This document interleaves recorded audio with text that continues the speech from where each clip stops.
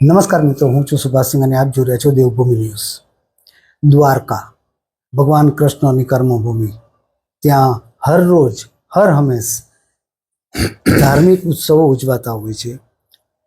આવા જ ઉત્સવો વચ્ચે રાજ્ય કક્ષાનો સાંસ્કૃતિક કાર્યક્રમ દ્વારકા શારદાપીઠના અધ્યક્ષતામાં યોજાઈ રહ્યો છે.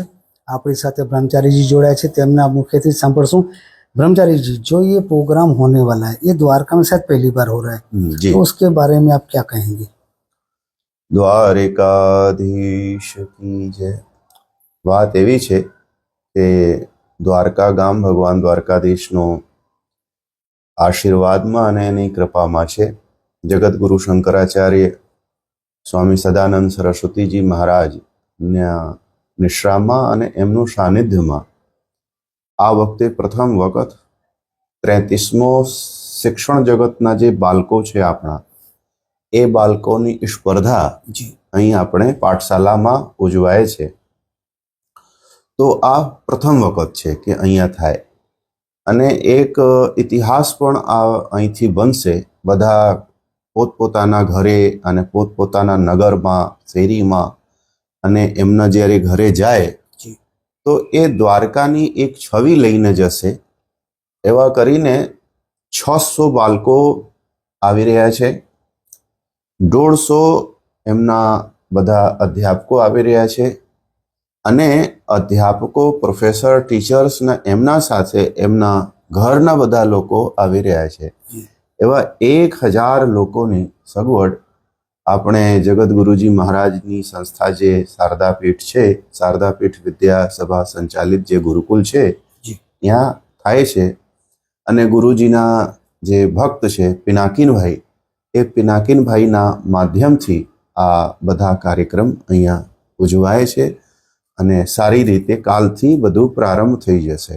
ગુરુજી, હું પૂછવા માંગીશ, જે આ પ્રોગ્રામ છે એ પ્રોગ્રામ અંતર્ગત કેવા પ્રોગ્રામ હશે, કેવી રીતે હશે? આ તો શિક્ષણ જગતનો કાર્યક્રમ છે. તો શિક્ષણ જગતનું કાર્ય જે હોય તો બાળકોનો સ્પર્ધા હોય, આપસમાં અંતાક્ષરી હોય, શ્લોકની સ્પર્ધા હોય, પછી એ લોકો રમત ગમત કરે, નાના નાના બાળકો હોય, પછી ટીચર્સનું ગેટ ટુગેધર હોય, પ્રાચાર્યનું ગેટ ટુગેધર હોય, પ્રાચાર્ય કેવી રીતે બાળકોને સારી શિક્ષણ કેવી રીતે અપાય એવો સ્પર્ધા હોય અને એના ઉપર પોતપોતાના અનુભવો લોકો એકબીજા સાથે સાझा કરતા હોય. એવા 5 દિવસ સુધી આ સતત ચાલશે. અને ગુરુજીના ત્યાં મંદિરે ભગવતી રાજરાજેશ્વરી ત્રિપુર સુંદરીની માતાજીની પ્રતિષ્ઠાએ ચાલે છે અને પ્રતિષ્ઠાએ ત્યાં થશે. યજ્ઞ એ થશે. પછી યજ્ઞ કેવી રીતે કરવો જોઈએ, યજ્ઞોમાં સાકલ કેવી રીતે, કોણ કોણ કરી શકે, કોણ કોણ ન કરી શકે, એ અધ્યાત્મ જગતનો જેને આપણે બોલતા હોઈએ કે ભક્તિ માર્ગ નહીં, એ પ્રેક્ટિકલ માર્ગ, જે એકદમ વૈજ્ઞાનિક વસ્તુઓ હોય, એ વસ્તુઓની સ્પર્ધા છે ત્યાં. બરોબર. अब ત્યાં સ્પર્ધા હોય કે ભાઈ પૃથ્વીની અને ચંદ્રમાની દૂરી કેટલી છે, તો આને આધ્યાત્મિક કઈ રીતે કહેવાય? આ તો વૈજ્ઞાનિક થઈ ગયું, સાયન્સનો થઈ ગયો.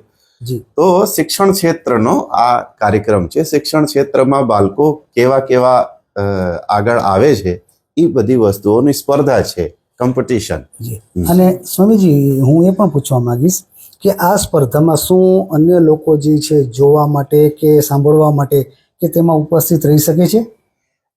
અન્ય લોકો, ગ્રામના લોકો તો ત્યાં છે જ અને એ લોકો આવી શકે, જોઈ શકે અને આ બધી વસ્તુઓ એકબીજાને કેવી રીતે લોકો ચર્ચાઓ કરે છે એ કરી શકે. તો એ તો થાય.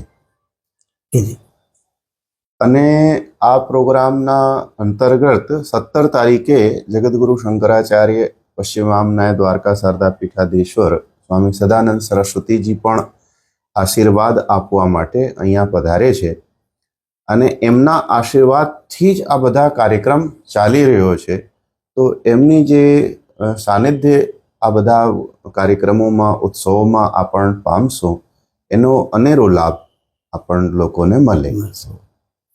ધન્યવાદ સ્વામીજી.